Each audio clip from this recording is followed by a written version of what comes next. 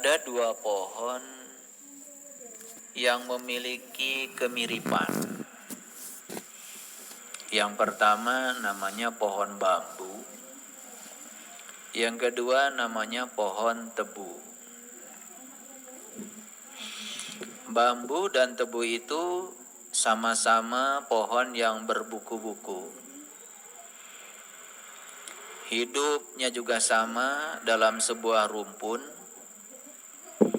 Kalau diperhatikan daunnya juga sama, lancip-lancip. Itu kalau dilihat secara penampakan luar. Tapi kalau kita melihat dari sisi yang lebih dalam lagi, ternyata bambu dan tebu itu justru memiliki perbedaan yang sangat mencolok. Apa perbedaannya? Ternyata para petani, para peneliti telah membuktikan di mana pohon tebu ditanam, ternyata tanahnya, tempat di mana dia hidup, itu bukan semakin hilang unsur haranya, malah justru semakin gembur dan subur. Jadi kalau tanah pernah ditanami tebu, berikutnya ditanami tanaman yang lain, itu membuat tanaman yang lain semakin subur setelah tanah itu ditanami tebu.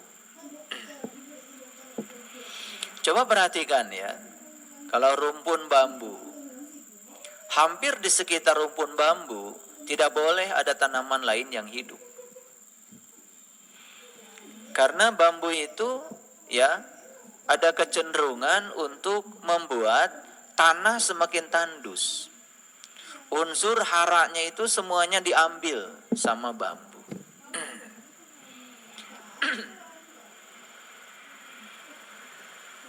Itu perbedaan yang paling mencolok, yang selama ini barangkali kita belum pernah belajar tentang itu. Lalu yang kedua, yang lebih mencolok lagi, bambu itu ketika muda itu lunak. Makanya kita kan sering makan sayur bambu muda. Namanya apa? Ya namanya iwung kalau orang Sunda. Ada yang suka bermain-main kan, lelucon. Yang mudanya aja enak katanya. Gimana yang tuanya? Gitu. Itu namanya juga lelucon. Tapi yang jelas, pohon bambu itu ketika mudanya lunak dan berisi. Tetapi semakin tua, bambu itu semakin keras dan kosong. Nah, beda dengan tebu. Kalau tebu itu, ya ketika muda, ya hambar. Makanya kalau kita ambil tebu, kemudian biasanya kan suka disepah gitu ya. Itu kalau masih muda, hambar itu. Belum begitu manis. Tetapi kalau dibiarkan semakin tua, semakin berisi, dan yang luar biasa, semakin manis. Gitu.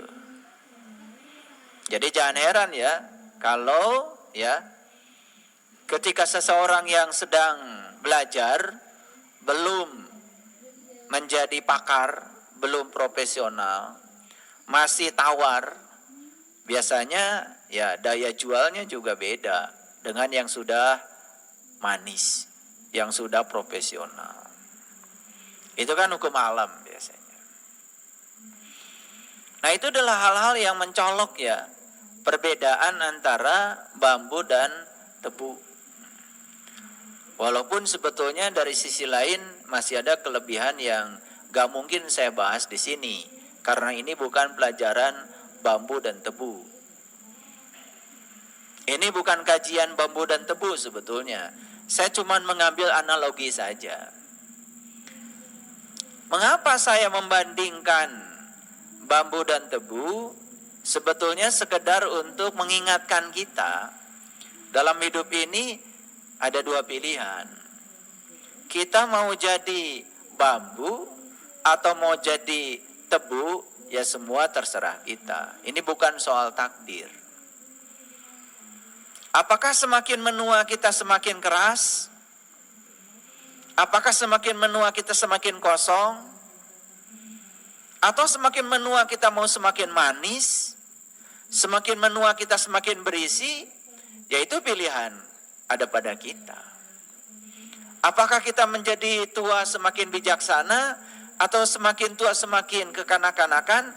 Itu juga terserah kita. Dan saya yakin kalau dikasih pilihan, semua ingin jadi tebu. Kalau dikasih pilihan, makanya saya nggak akan ngasih pertanyaan. Karena pasti jawabannya ingin jadi tebu semua, walaupun prakteknya malah justru jadi bambu gitu. Oleh karena itu maka saya tidak akan bertanya, karena jawabannya sudah tahu. Kalau ditanya ingin jadi tebu atau bambu, pasti semua ingin jadi tebu. Makanya saya tidak akan membuat pertanyaan, tapi saya ingin membuat pernyataan saja. Apa? Rasa berkecukupan. Tidakkah kita tertarik? Karena rasa berkecukupan itulah sesungguhnya kekayaan kita yang sebenarnya. Seperti padi. Dan harta yang ketiga adalah kerendahan hati. Makanya tadi pagi saya share. Kenapa saya menyebut itu harta karun yang terpendam? Karena selama ini harta itu masih terpendam. Sedikit sekali kita menemukan orang-orang yang memiliki belas kasih. Sedikit sekali kita menemukan orang-orang yang dalam hidupnya merasa berkecukupan. Cari orang serakah banyak. Makanya dunia ini tidak akan cukup untuk satu orang kalau orang itu serakah. Tapi dunia ini akan cukup buat 8 miliar penduduk bumi kalau masing-masing bersyukur dan merasa berkecukupan. Itulah kekayaan yang sesungguhnya. Dan harta karun yang ketiga yang luar biasa adalah kerendahan hati. Makanya orang yang rendah hati, ya, cirinya sederhana. Biasanya sederhana dalam kata-kata, tetapi sangat luar biasa dalam tindakan. Itu ciri orang yang rendah hati. Biasanya kata-katanya sederhana saja, tapi tindakannya luar biasa. Bahkan sering sekali menggoncangkan dunia ya dengan tindakannya, walaupun kata-katanya biasa. Ya itulah sebetulnya ya harta karun yang luar biasa, dan tiga itu menjadi sumber kebahagiaan. Saya belajar tradisi agama lain, mohon maaf ini agak menyimpang sedikit. Dalam tradisi agama lain, ya, saya tidak menyebut nama agamanya, saya tidak menyebut nama keyakinannya, supaya kita tidak bingung. Ada satu hal yang mengagumkan saya, yaitu 3 ajaran utama. Ajaran utama itu yang pertama adalah berdana, yang kedua adalah bersila, dan yang ketiga adalah bermeditasi. Jadi berdana, bersila, dan bermeditasi. Nah, bersila yang dimaksud oleh saya tentu saja bukan bersila duduk seperti kalian. Bersila berarti menjalankan sila, menjalankan sebuah ajaran moral. Di Indonesia kita mengenal Pancasila. Pancasila itu sebetulnya adalah 5 dasar negara yang menjadi ageman, yang dalam bahasa Inggris sering disebut dengan morality. Jadi morality itu adalah bahasa Inggrisnya, tapi bahasa kitanya sila itu bahasa Nusantara. Makanya kita punya pagar dalam berbangsa dan bernegara yang diikat dengan Pancasila. Yang namanya pagar tentu saja ada 2 pagar ya. Ada pagar hidup, ada pagar yang mati. Tapi ada juga pagar makan tanaman. Ini yang berbahaya. Pernah nggak dengar ada pagar makan tanaman? Jadi pagar makan tanaman itu kan biasanya dianalogikan dengan seseorang yang dipercaya untuk mengamankan sesuatu, malah dia sendiri sebetulnya ya yang mencuri. Itu namanya pagar makan tanaman. Yang namanya pagar itu kan pembatas. Nah, kalau di kampung dulu saya diajarkan orang tua supaya bikin pagar hidup. Ya, pagar hidup itu ya. Ya, bisa untuk obat, bisa lalaban, ya kan? Makanya kalau orang-orang di kampung itu bikin pagar itu dari singkong, tanaman singkong. Jadi ke bawah nanti akan ada betiknya, ke atas akan ada pucuknya. Sehingga setiap hari itu selalu memberikan faedah. Dia sebagai pagar, yang kedua dia bisa memberi manfaat. Bukan sekedar perhiasan. Luar biasa ya. Makanya perhiasan yang luar biasa adalah pagar yang tidak pernah lapuk dimakan zaman. Dan pagar yang tidak pernah lapuk dimakan zaman adalah pagar akhlak sebetulnya. Pagar budi. Tapi kalau perhiasan-perhiasan yang lain, ya biasanya lapuk dimakan zaman. Jangan lupa loh, yang namanya perhiasan yang digunakan manusia, itu kan sebetulnya ada batas waktunya. Anak muda, cantik, apalagi masih perawan gitu, didandangi, yuk.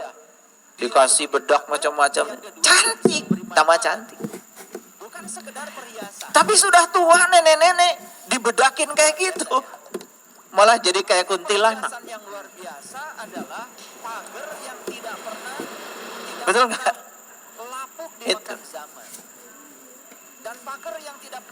Tapi ada satu perhiasan yang tidak pernah lapuk dimakan zaman, dan perhiasan itu yang bernama kebijaksanaan. Salah satunya perhiasan itu adalah yang tadi saya sebutkan yang 3 itu. Belas kasih itu perhiasan.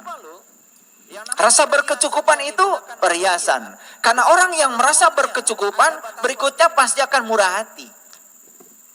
Orang kaya yang pelit itu karena tidak merasa berkecukupan. Makanya tidak mungkin murah hati. Murah hati itu hanya akan terjadi pada orang yang merasa berkecukupan. Dia sadar bahwa dia juga makan tidak bisa banyak. Dia sadar bahwa ketika usahanya menua, tidak mungkin harta